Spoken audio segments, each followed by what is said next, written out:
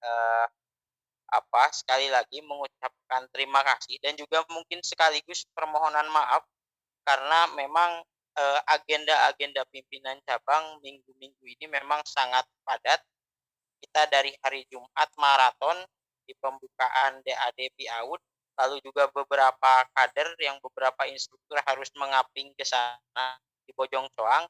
Lalu kami juga membagi beberapa pengurus kami untuk menengok kader-kader kami yang sedang dititipkan di Darul Arkom Dasar di PKIMM Viswah IMM Bandung Timur yang lokasinya di Ciparai.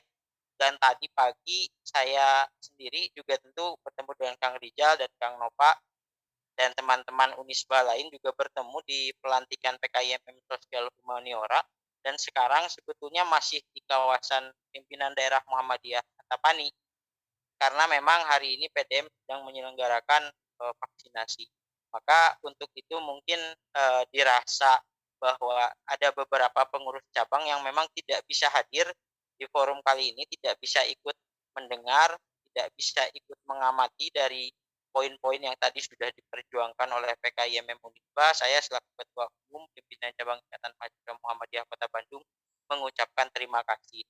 Namun di luar itu, tentu secara internal sering juga kami bahas bahwa pergerakan-pergerakan kawan-kawan di komisariat hari ini sudah mulai memunculkan hasil, sudah mulai membuahkan hasil di mana misalkan PKIMM Sosum hari ini sudah ada jadwal 1 minggu 2 kali kajian dan alhamdulillah sekarang PKIMM Unisba karena tadi Ketua Rizal mengatakan bahwa ini adalah ngopi volume 1, berarti nanti ke depan ada ngopi volume 2, 3, dan seterusnya.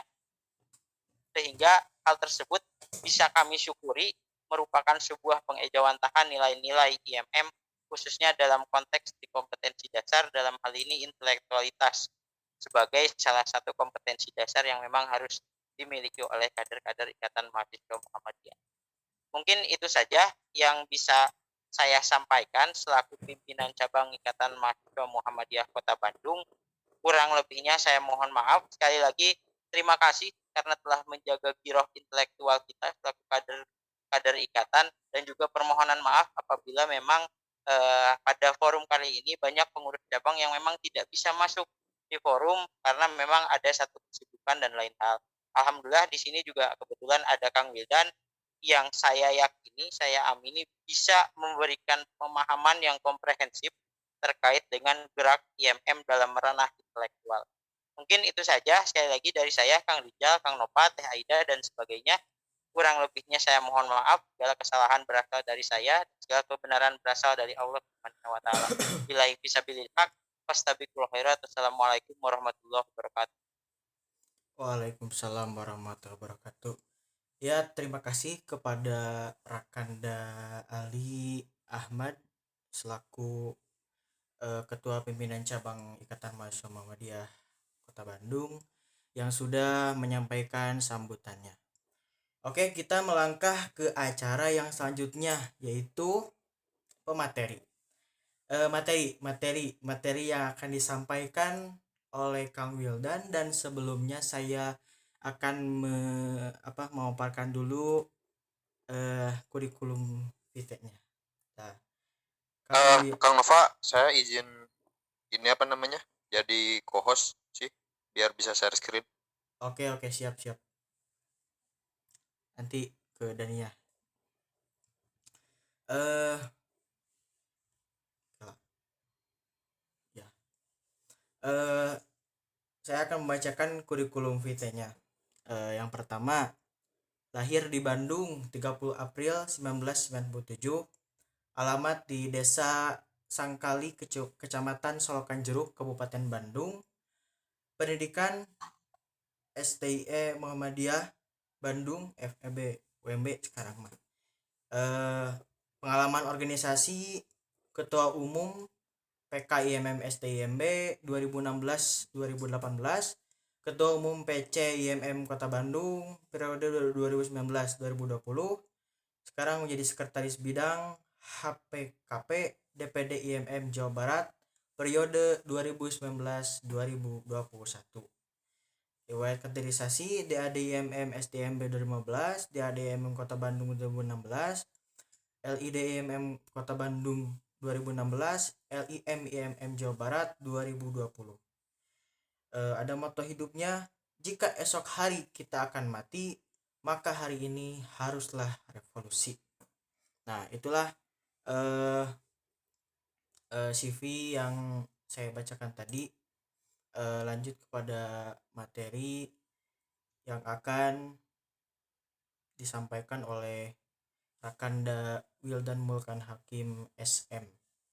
Kepadanya kami persilahkan. Dania sudah jadiin co-host belum Kang Wildannya? Pak, yang jadi host mah Pak. Oh, kelak.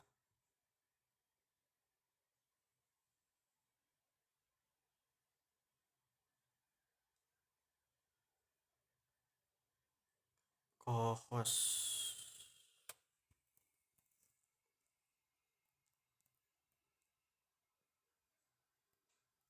Wah, gak bisa. Host aja deh.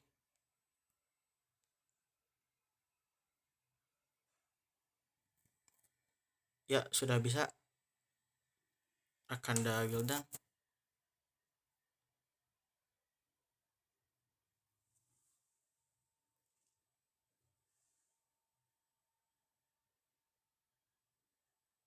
Ya. Assalamualaikum warahmatullahi wabarakatuh.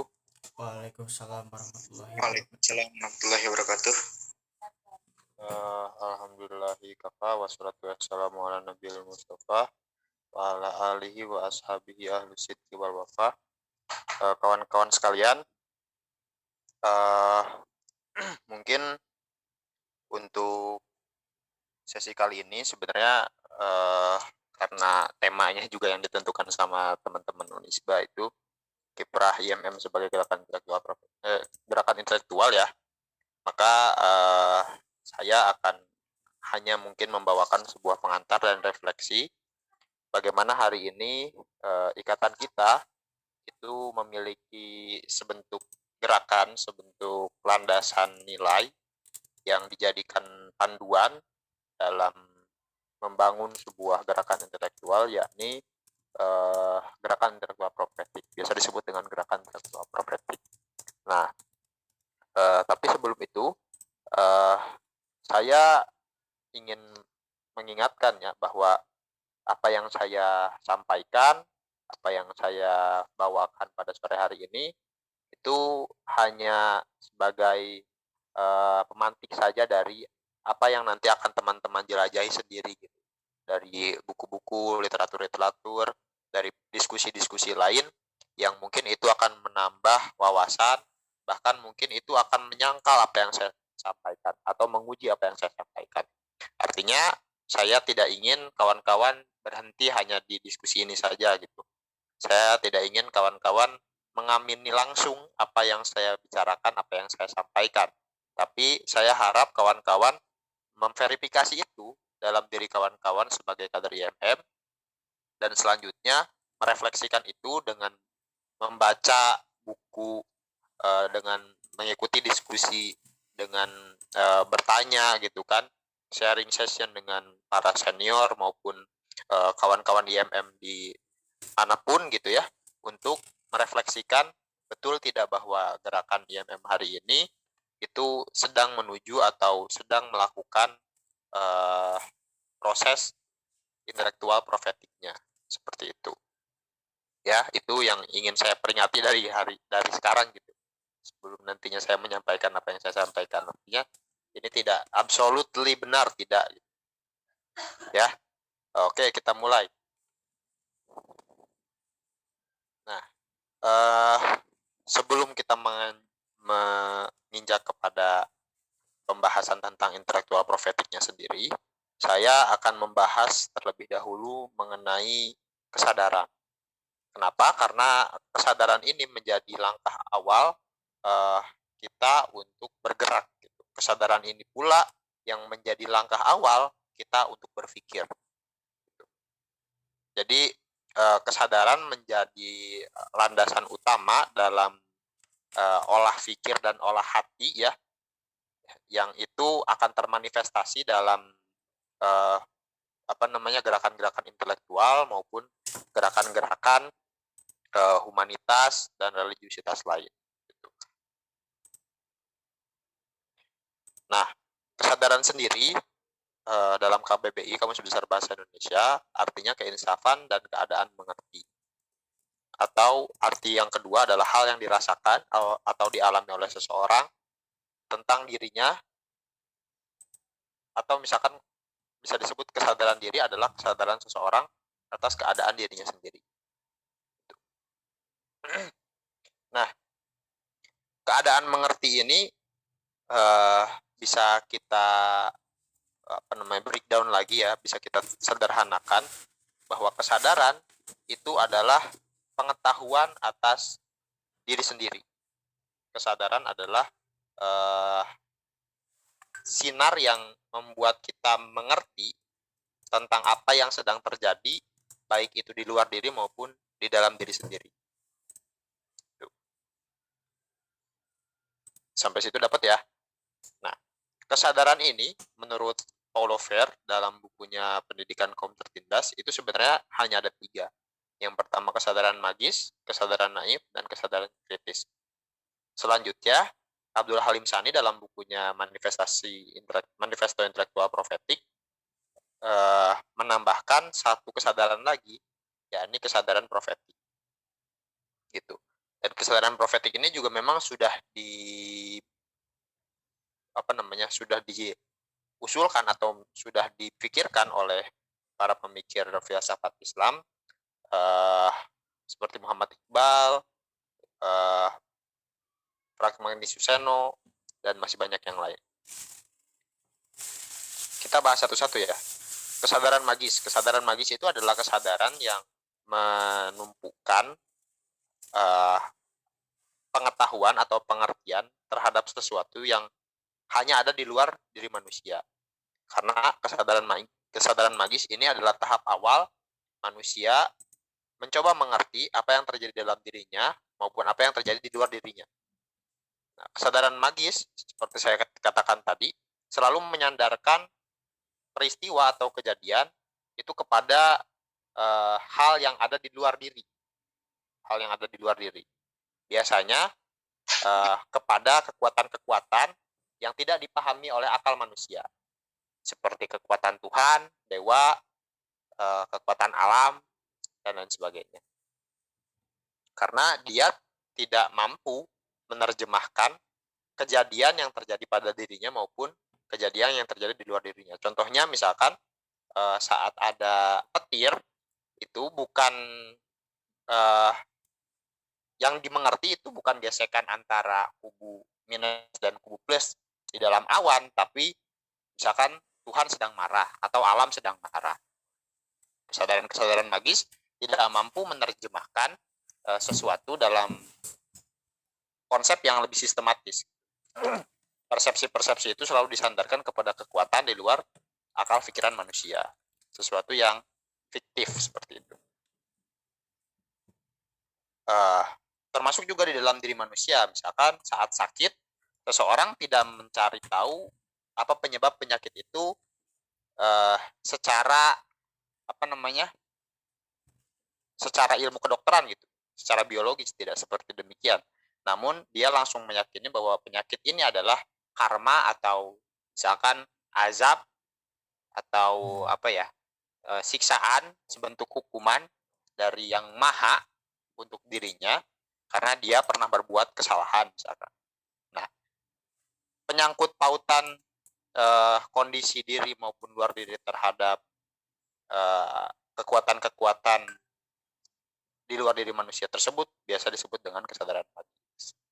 Selanjutnya kesadaran naif.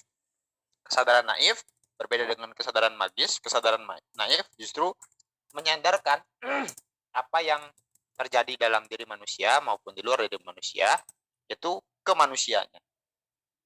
Misal jika tadi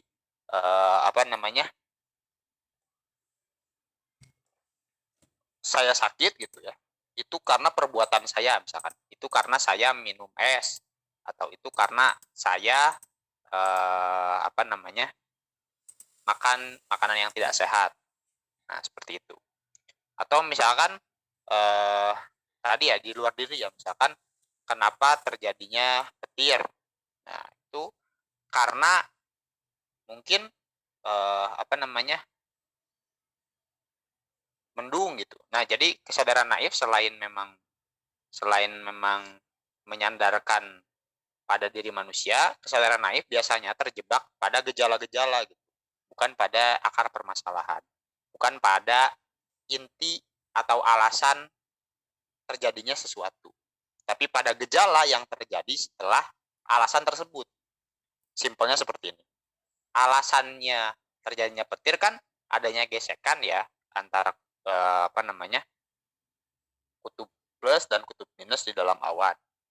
Nah, tapi kesadaran naif memandang gejalanya. Gejalanya petir ya mendung. Seperti itu. Jadi kalau tadi sakit misalkan flu. Flu itu kan karena mungkin kondisi tubuh, kondisi imun yang tidak kuat gitu. Dan cuaca yang membuat kondisi imun tersebut tidak kuat sehingga terjadinya flu. Nah, kesadaran naif memandang bahwa flu terjadi karena minum es, karena makan makanan yang tidak sehat.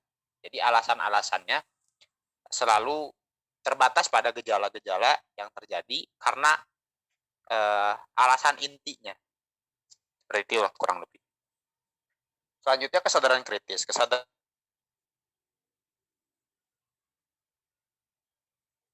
mungkin sesuatu yang menjadikan hal tersebut ada.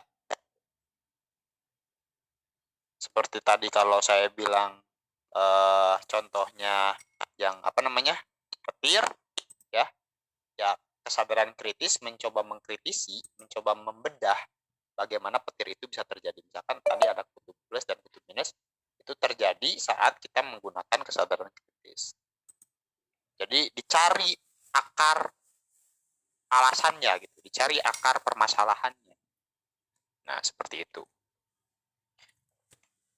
Namun, kesadaran kritis ini juga kadang menjebak manusia pada hal-hal yang bersifat materialistis, pada materialisme dan individualisme. Gitu. Maka dari itu, Islam menawarkan kesadaran baru yang berada di atas semua kesadaran-kesadaran tersebut, yakni kesadaran profetik. Kesadaran profetik ini selalu berpikir bahwa di balik semua alasan yang ada, gitu ya, selalu ada pesan Tuhan atau kekuasaan Tuhan yang menaunginya atau yang menjadikannya ada. Gitu. Jadi kalau misalkan kesadaran kritis terbatas pada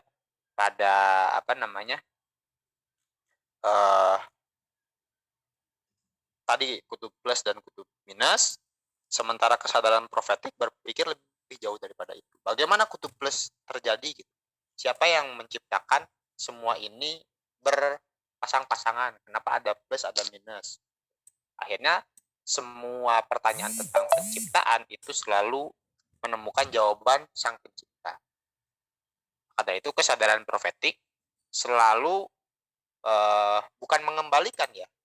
Kalau mengembalikan kan tadi, kalau menyandarkan kan tadi kesadarannya jadi magis lagi.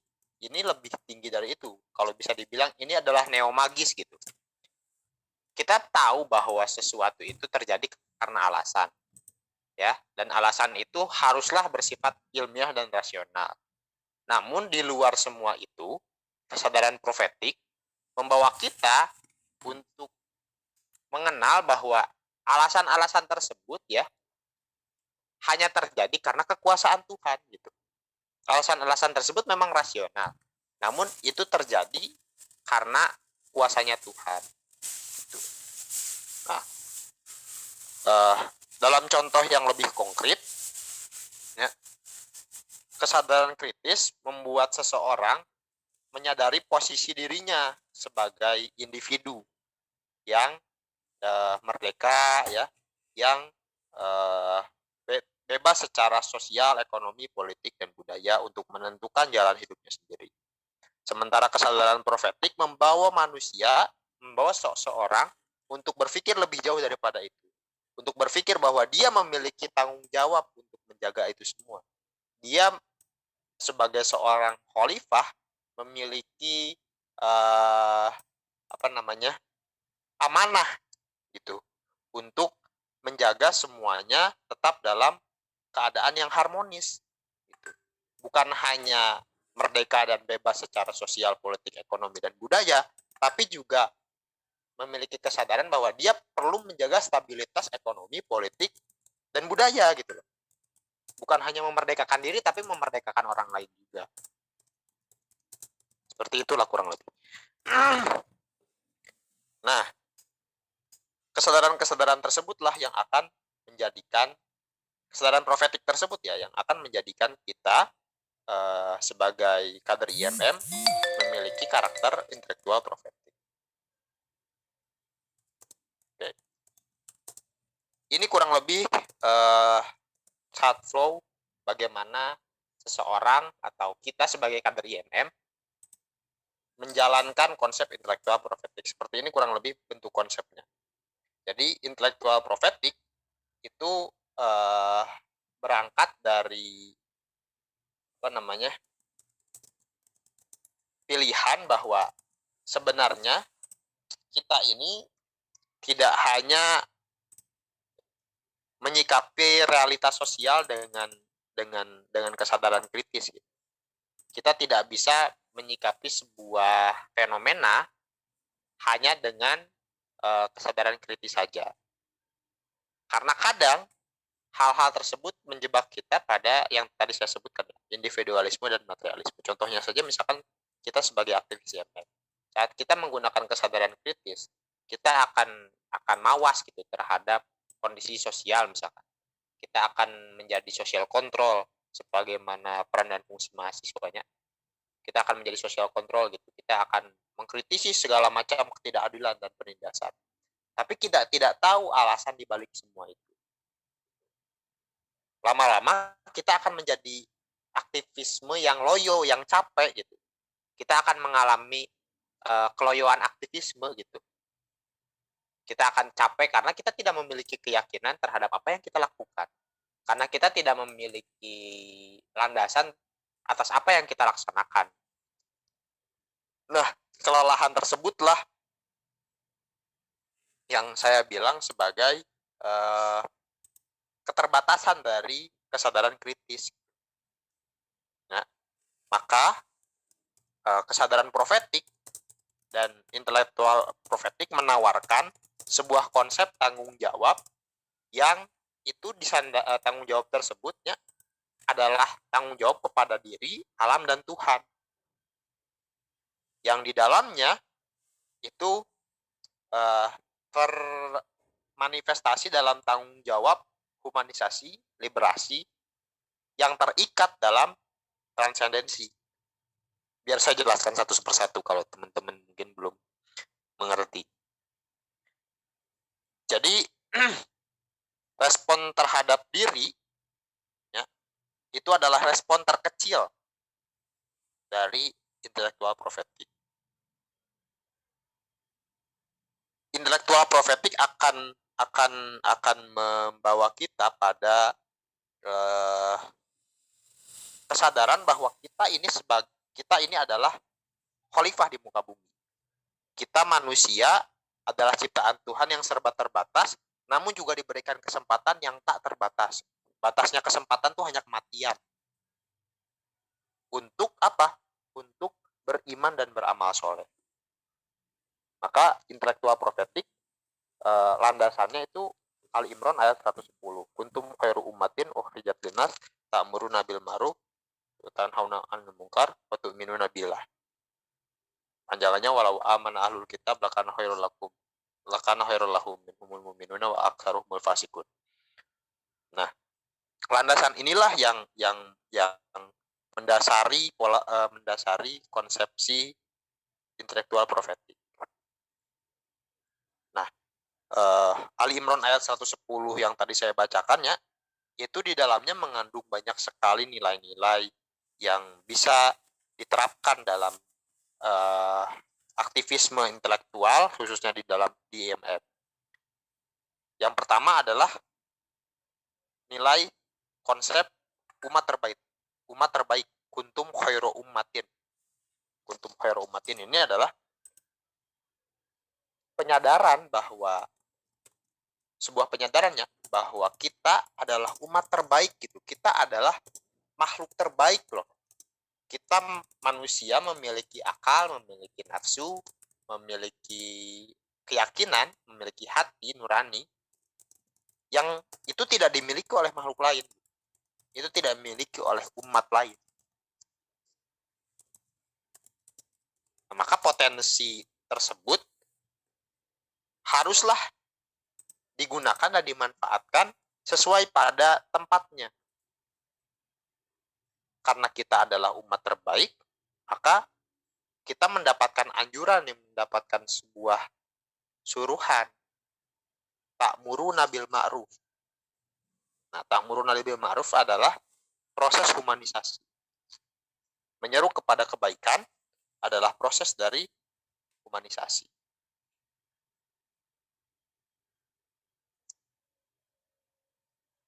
Yang ditonjolkan dari ta'muruna bil ma'ruf adalah potensi positif seseorang. Gitu. Jadi saat seseorang akan melaksanakan ta'muruna bil ma'ruf atau humanisasi ya, dia akan membuat dirinya menjadi versi terbaik. Gitu. Yang dicanangkan adalah idealitas, adalah idealisme. Dia akan berpikir bahwa saya dapat menyeru, dapat menyebarkan banyak kebaikan gitu di dunia. Maka nanti dia akan menjadi seseorang yang berdaya dan memberdayakan. Dia akan menjadi seseorang yang ingat dan mengingatkan. Dia akan menjadi manusia yang memanusiakan manusia. Humanisasi itu artinya demikian. Nah, selanjutnya kuntum khairu ummatin ukhrijat linnas ta'muruna bil ma'ruf wa tanhauna 'anil munkar. Tanhauna 'anil munkar ini ya liberasi itu. Pembebasan. Tanhauna 'anil munkar itu proses kita untuk menghalau segala macam tindakan-tindakan amoral. Membebaskan seseorang atau membebaskan sesuatu dari yang menjajahnya. Misalkan jika ada sebuah kebodohan ya, ada terjadinya kebodohan itu kan penjajahan atas pola pikir. Ya. Makanya kita perlu memerdekakan itu dengan pendidikan misalkan. Kemiskinan itu adalah penjajahan dari sistem sosial, dari konsumerisme, dari pop culture gitu ya, dari kapitalisme. Maka kita perlu membebaskan itu. Itu adalah tanhauna 'anil munkar. Nah, ta'muruna bil ma'ruf dan tanhauna 'anil munkar ini terikat dalam sebuah keyakinan bahwa segala apa yang kita lakukan itu pasti beres, pasti selesai, pasti sukses, pasti tercapai ya atas izin Allah Subhanahu wa taala. Maka di ayat Ali Imran ayat 110 tersebut dijelaskan kuntum khairu ummatin ukhrijat linnas ta'muruna bil ma'ruf wa tanhauna 'anil munkar wa tu'minuna billah. Nah, proses tu'minuna billah inilah yang mengikat liberasi dan humanisasi dalam sudut pandang transendensi. Transendensi itu artinya percaya bahwa ada loh kekuatan di luar diri kita yang akan mendorong ikhtiar kita. Jadi manusia itu hanya bisa berikhtiar, hanya bisa merespon takdir gitu, bukan menentukan kemana takdir ini berguling. Seperti itu. Nah, ketiga hal tersebut akan membuat kita akan memberikan tugas kepada kita untuk yang pertama hifdu hifdu nasl. Hifdu nasl itu artinya menjaga keturunan. Maka dari itu IMM sebagai gerakan intelektual profetik menyadari bahwa umur kita ini terbatas gitu. Kita ini perlu generasi pelanjut yang melanjutkan kerja-kerja amal ma'ruf nahi mungkar. Maka dari itu kita akan menjaga keturunan kita gitu, dengan melakukan proses kaderisasi. Nah, hari ini ya IMM Unisba juga perlu melakukan hal tersebut. Kang Rizal jika menyadari bahwa jabatan Kang Rizal sebagai ketua umum di PKIMM Unisba ini terbatas, maka lakukanlah kaderisasi gitu. IMM Unisba harus terus berlanjut.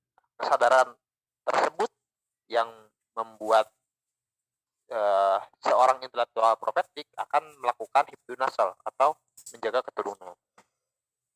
Yang kedua adalah hifdul akal. Hifdul akal yang artinya menjaga akal, menjaga pola pikir yang tetap kritis, tetap jernih, tetap objektif gitu dalam memahami sebuah realitas sosial gitu ya. Nah, perjalanan kawan-kawan untuk menempuh kuliah itu adalah hifdul akal. Kawan-kawan tidak ingin nih akal kawan-kawan ini terkungkung dalam ketidaktahuan, karena ketidaktahuan ini akan membawa kita pada ketakutan dalam menghadapi hidup. Sementara pengetahuan akan melahirkan keberanian. Kawan-kawan membuat diskusi ini saja itu sudah sebentuk hifdul akal. Terus yang ketiga ada hifdul nafas atau menjaga jiwa, menjaga kehormatan. Di MM ya lambang, terus nilai dasar ikatan, terus almet, terus misalkan posisi struktural itu menjadi sakral gitu. Karena itu adalah sebuah kehormatan, karena itu adalah sebentuk penghargaan kita terhadap apa yang kita yakini. Itunya. Makanya jika ada agenda IMM-nya, ini mas saya sebagai kritik terhadap diri saya sendiri maupun terhadap IMM-nya. Jika ada agenda IMM yang besar gitu, misalkan agenda-agenda DAD misalnya, anggarannya misalkan 4 juta, 5 juta gitu ya sekali agenda DADT, atau misalkan agenda apa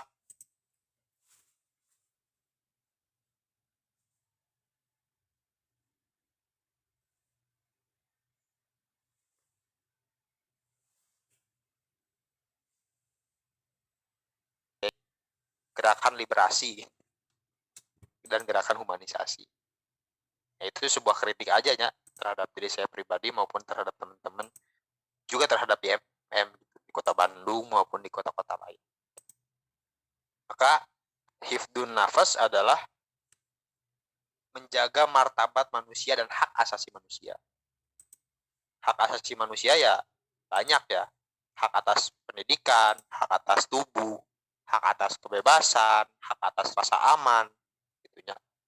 Maka kalau misalkan di IMM masih banyak jokes seksis itu ya, yang tidak menghormati misalkan atau mengolok-ngolok keterlibatan perempuan, atau misalkan mengolok-ngolok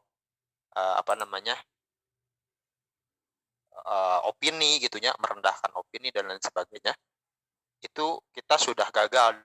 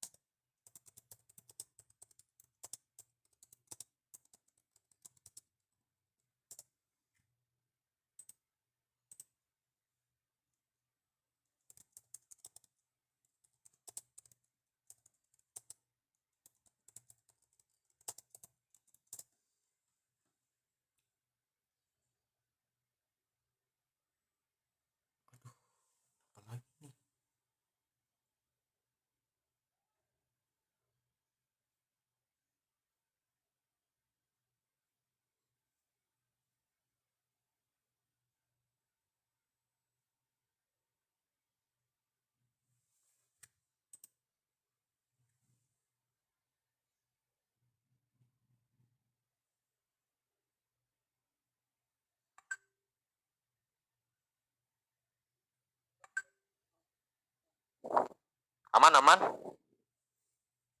Aman aman aman aman. Aman karena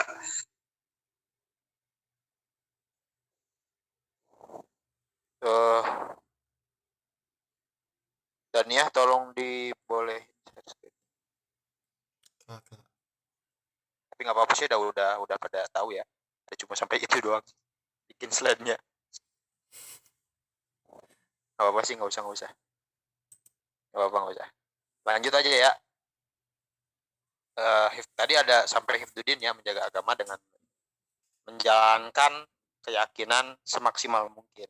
Ya nggak perlu religius amat, maksudnya tidak perlu menyandarkan standar religiusitas itu kepada seseorang misalkan atas kesolehannya, nggak perlu. Tapi saat kita meyakini bahwa kita sedang dalam upaya dan usaha untuk selalu menjaga agama dengan ibadah dan lain sebagainya, yaitu sudah termasuk hifdzuddin seperti itu. Terus yang kelima ada hifdzul mal atau menjaga harta, artinya menjaga kesejahteraan. Nah, ini juga yang perlu dipahami oleh kawan-kawan. Organisasi kita ini ya tetap harus hidup gitu kan, bagaimana caranya, karena seperti yang tadi di awal, hifdzun nasl itu harus tetap jalan gitu kan, menjaga keturunan. Nah, salah satu caranya, dan mungkin bukan satu-satunya cara sih ya, salah satu caranya menjaga keturunan itu adalah dengan menghidupi keturunan. Dengan apa menghidupi keturunan? Dengan kesejahteraan. Kesejahteraan di organisasi yang bentuknya apa?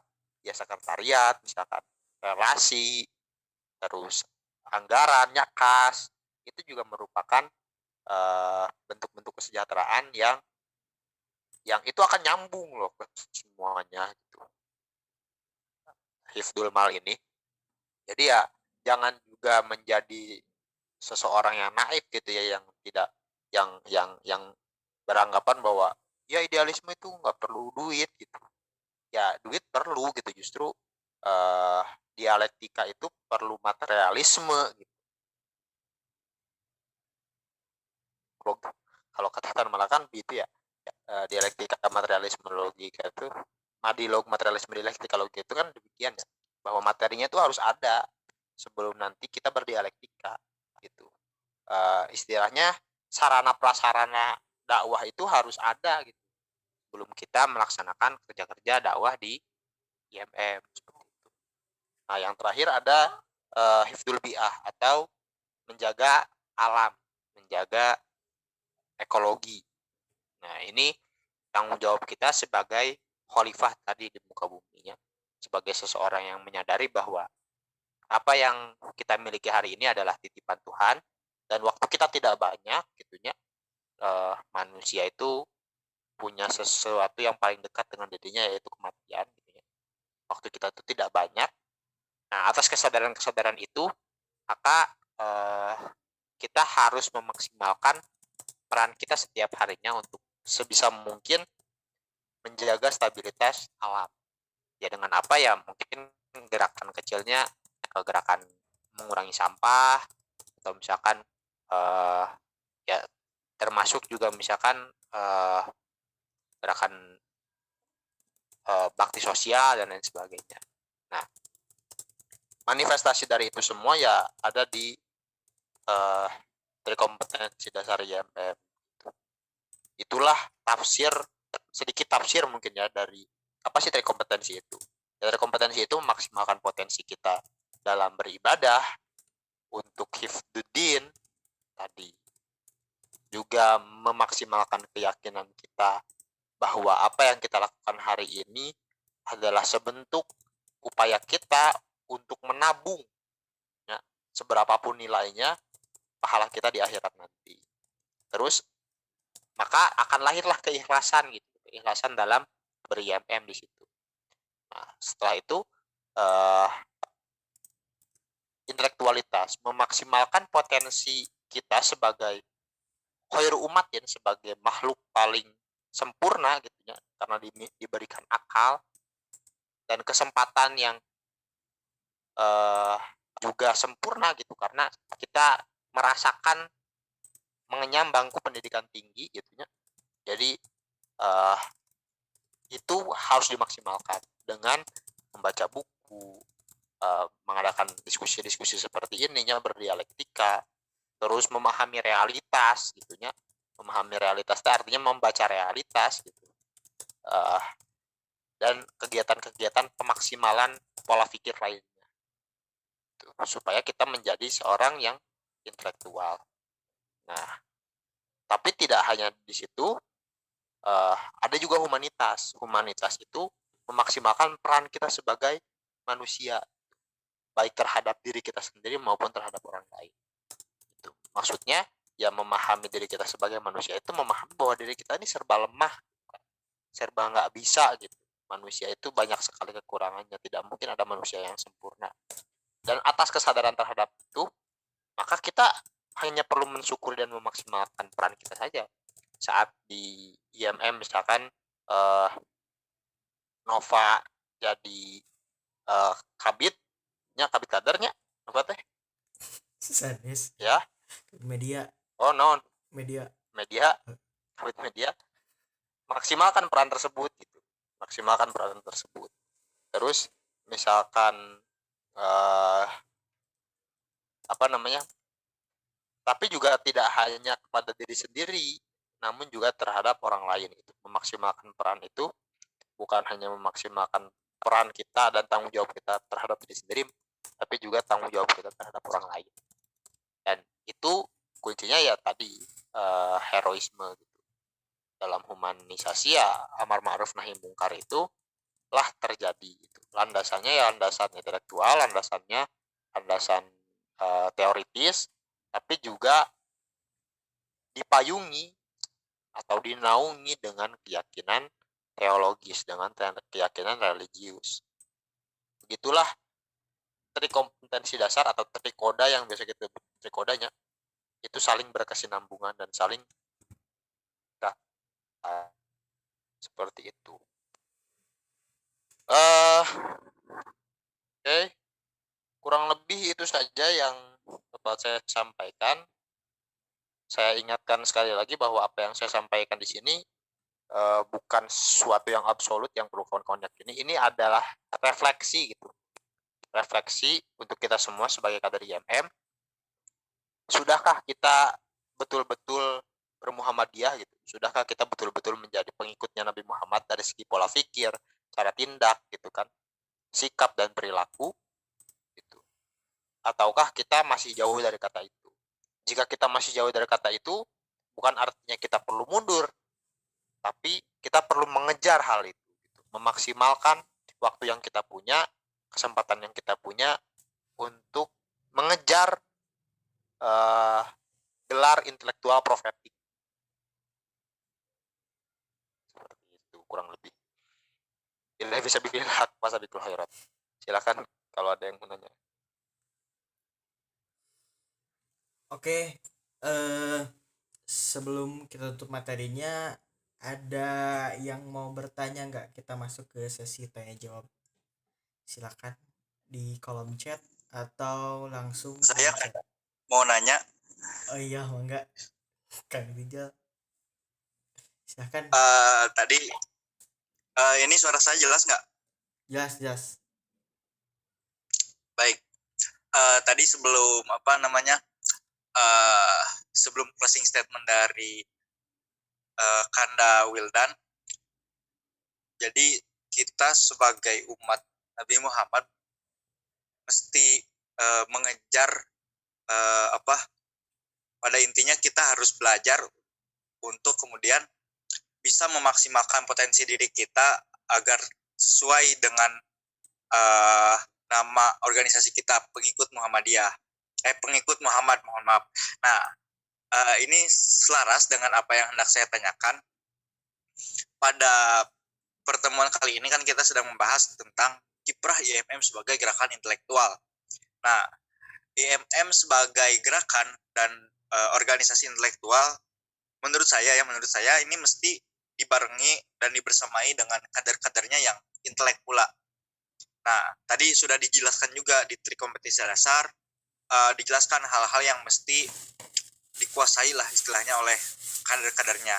Nah, menurut Kanda yang nanti setelah ada SK kita panggil jadi ayahanda ini, bagaimana sih standar atau kompetensi yang harus dimiliki oleh kader-kader IMM guna menopang IMM sebagai gerakan intelektual tersebut. Paling segitu Pak Moderator. Ya, silahkan langsung jawab saja oleh Kakanda Wildan. Enggak.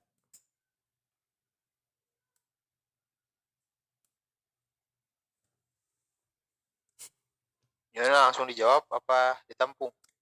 Langsung jawab aja. Oke.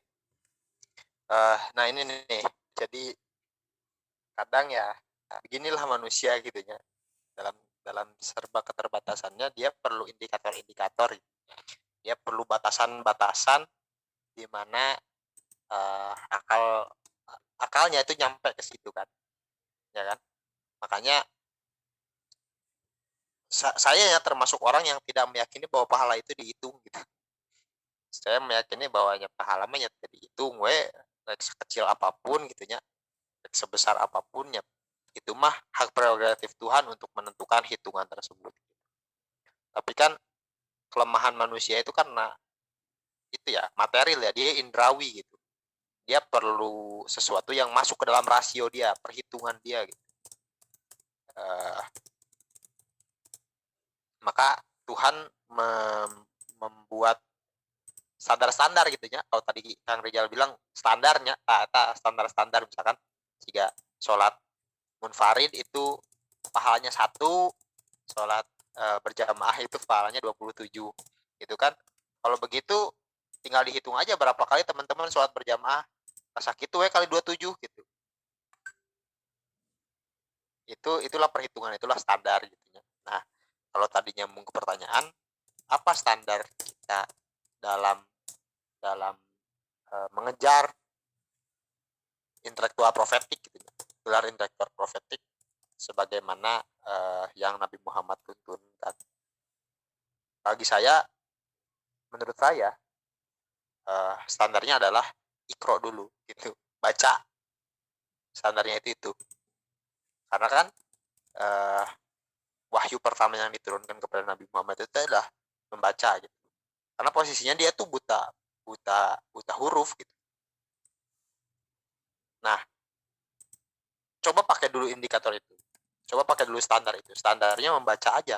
Membaca apa? Membaca apa saja. Hal yang terlintas, mungkin hal yang biasa dibaca ya buku, ya baca buku gitu.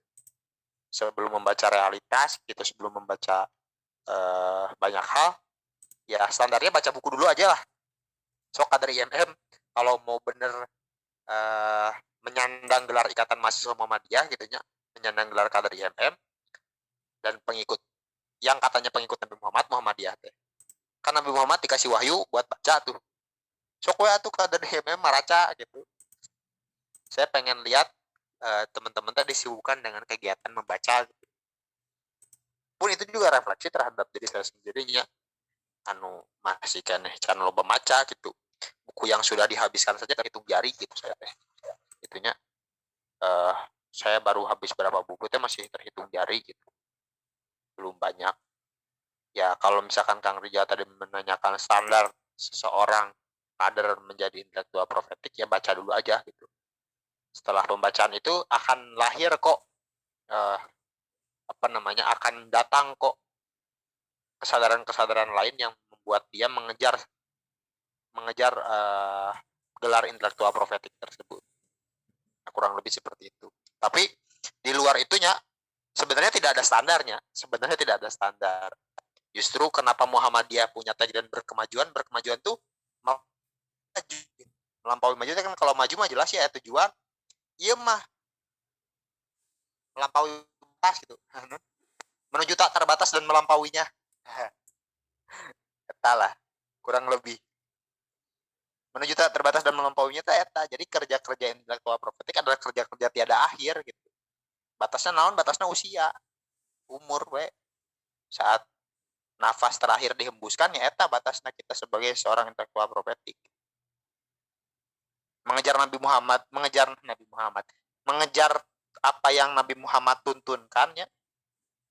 kan Nabi Muhammad itu tidak lain diutus sebagai diutamnya makarimal akhlaknya gitu, untuk mau menyempurnakan akhlak gitu. Nah, untuk mengejar akhlak yang sempurna teh ya kerja-kerja tiada batas gitu. Ya kita mencontoh pola pikirnya Nabi Muhammad saat berperilaku gitu. Kita mencontoh kritisnya Nabi Muhammad terhadap sesuatu gitu. Pembacaan dia terhadap realitas dan apa yang dibalik realitas. Kita mencontoh itu semua, dan standarnya tiada batas, tapi hanya makhluk yang material gitu butuh standar-standar itu. Saya tadi kasih salah satu standarnya yang membaca gitu. Itu saja mungkin yang bisa saya jawab. Ya, terima kasih kepada Kakanda Wildan yang sudah menjawab pertanyaan dari Kakanda Rizal. Selanjutnya ada yang mau bertanya lagi? Silahkan. Saya hitung sampai 10 ya.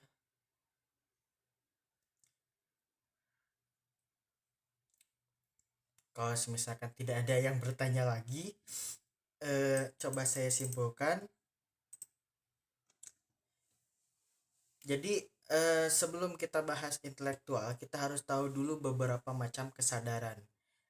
Yang dibahas lebih lanjut ialah kesadaran yang profetik, yang dimana kesadarannya lebih kepada ketuhanan. Quran surat An-Naml ayat 62, Allah Subhanahu wa Ta'ala juga berfirman yang artinya, dan dialah yang menjadikan kalian manusia sebagai khalifah di muka bumi. Atas kesadaran itu, waktu kita tidak banyak di muka bumi ini, makanya harus dimaksimalkan kita sebagai manusia waktu kita untuk menjaga alam dengan cara kegiatan yang bermanfaat. Selebihnya kesimpulannya bisa nanti video ini acara ini akan disiarkan di YouTube PKIMM Unisba dan nanti linknya menyusul. Oke, terima kasih kepada Kakanda Wildan yang sudah menyampaikan materinya. Semoga materinya bermanfaat bagi kita semua. Amin ya robbal alamin. Langkah ke acara selanjutnya yaitu doa. Mari kita doa bersama-sama kepada Allah Subhanahu wa Ta'ala. Renungkan dan tundukkan hati kita sejenak. Bismillahirrahmanirrahim. A'udzubillahi minasyaitonirrajim. Bismillahirrahmanirrahim. Allahumma agrina bi ilmi wa zayyibna bi hilmi wa akrim bi taqwa wa zammilna bil afiyah. Rabbana alzi qulubana ba'da haditana wa hab lana min rahmah innaka antal wahhab. Bismillah a'udzu bi surti min syarri wa hadiru. Allahumma innaka ta'lamu sirri wa la nafaq mangdurati. Allahumma inni as'aluka iman nafian wa rizqan thayyiban wa amalan mutaqabbalah. Allahumma gfirli wa walidayya warhamhuma kama rabbayana shaghira. Rabbana atina fid dunya hasanah wa fil akhirati hasanah wa qina adzabannar. Wassalamualaikum warahmatullahi wabarakatuh. Selanjutnya acara penutup. Mari kita tutup acara ngopi kali ini, ngobrol perkara ikatan, dengan membacakan alhamdulillah bersama-sama. Alhamdulillahirabbil alamin. Saya Muhammad Abdana Panur selaku moderator pamit undur diri. Kurang dan lebihnya mohon maaf. Wastabiqul khairat. Wassalamualaikum warahmatullahi wabarakatuh. Sebelum meninggalkan video ini acara ini, yang bisa on cam mangga on cam, karena saya mau screenshot dulu. Enggak,